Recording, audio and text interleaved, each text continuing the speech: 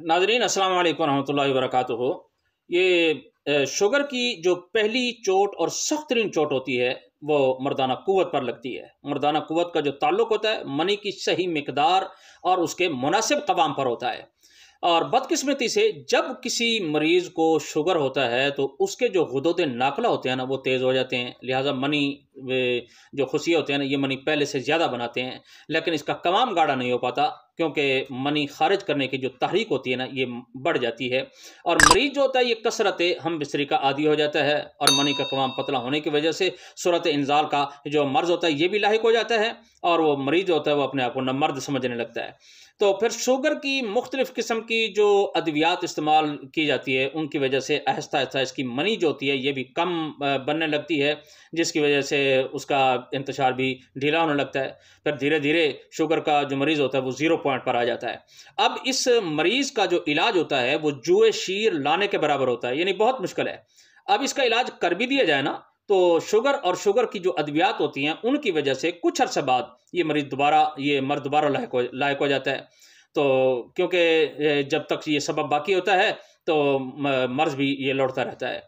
तो इसका सबब शुगर है और शुगर की अद्वियात होती हैं तो जो अज़ाए शवानिया और अज़ाए मनविया के अंदर कई किस्म की ख़राबियाँ पैदा कर देती हैं। हार्मोन्स भी कम हो जाते हैं, खुशियाँ भी फिर छोटे होने लगते हैं। तो शुगर के मरीज़ को ये अद्वियात वक्फ़े से इस्तेमाल करते रहना चाहिए। जो मैं नुस्खे बता रहा हूँ ये इस्तेमाल करते रहना चाहिए। इसके लिए 2 नुस्खे मैं आपकी खिदमत में अर्ज़ कर रहा हूँ, इसे आप बनाएँ और दुआओं में याद रखें।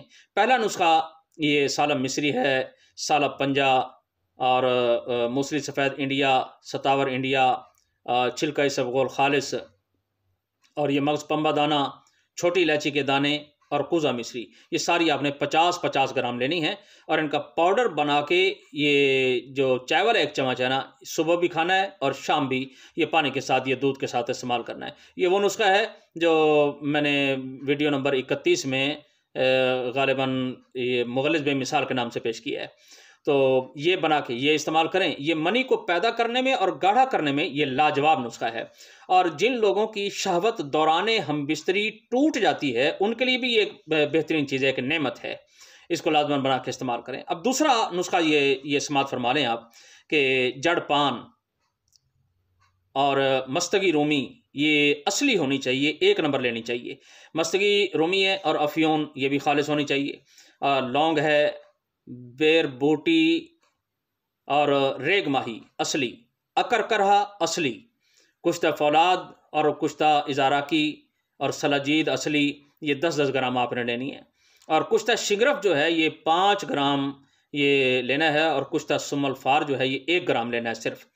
अब ऐसा करना है कि ये तमाम दवाएं कूट के इनका पाउडर बना लेना है और पान के पत्तों का पानी 1 पाव आपने निकाल लेना है। कूट कर ही निकालना पड़ेगा पानी, कूटना है और कपड़े से छान के निकालना पड़ेगा।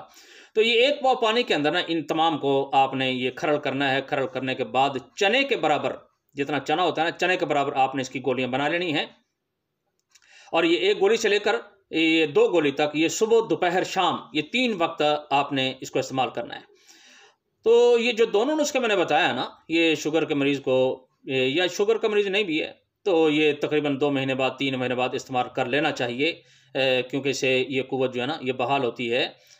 तो जो शुगर का मरीज़ नहीं होता उसे भी इसे इस्तेमाल कर लेनी चाहिए ताकि जो अज़ाए मनविया और अज़ाए शवानिया को ताकत भी मिलती रहे और हमबिस्तरी पर जो जिस्म पर बोझ बनता है वो बोझ न बनने पाए।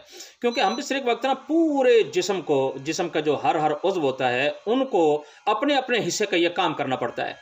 ख़ुसूसन ये जो मनी पैदा करने के लिए तमाम अज़ाए रईसा को जो हमारी ग़िज़ा होती है इसको हज़म करके मनी बनानी पड़ती है और किसतुल मनी में जमा करनी पड़ती है। तो ये दोनों नुस्खे इस्तेमाल करेंगे तो इंशाअल्लाह ताला बदन पे बोझ भी नहीं पड़ेगा। बस दुआ है कि अल्लाह ताला मुझे भी और आपको भी और तमाम उम्मत मुस्लिमा को शिफ़ाए कामिला आजिला मुस्तक़िला मुस्तमिरा अता फ़रमाए। अस्सलामु अलैकुम व रहमतुल्लाहि व बरकातुहू।